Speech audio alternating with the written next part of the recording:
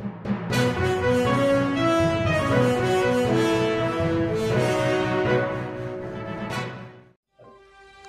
Solapur news मध्ये आपल्या सगळ्यांचं स्वागत. सांगतो की जर 10% एससीबीसी मध्ये पूर्वीच्या ईडब्ल्यूएस मध्ये सगळं होतं, काय नव्हतं सांगू तुम्हाला?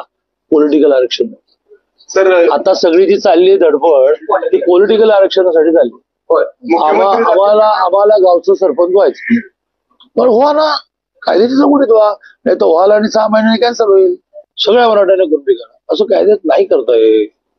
म्हणजे असं करता येईल की नोंद चपाटी 99% मराठी कुणबी झाली होऊ शकतात, पण एकही मराठा नोंदीशिवाय पुराव्याशिवाय कुणबी नाही करता येणार. कोर्टात जाऊन अडकवायचंय का? असं समाधान हवंय का की एकदा आम्हाला आंदोलन मोकळं करा, द्या की काहीतरी, आपण कोर्टात बघत राहू, असं करायचंय का?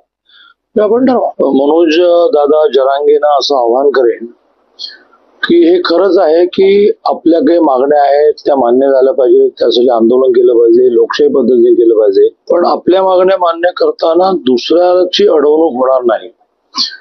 समजा तुमचं भांडण सरकारशी आहे, तर ते भांडण सोडवण्याची सामान्य मुंबईकरांना वेठीस धरणं ही काही कार्यपद्धती असू शकत नाही. त्यामुळे माझी विनंती अशी आहे की जे काही आझाद मैदानावर उपोषणाला परवानगी दिली नाही, मग आझाद मैदानावर आपण उपोषण करू.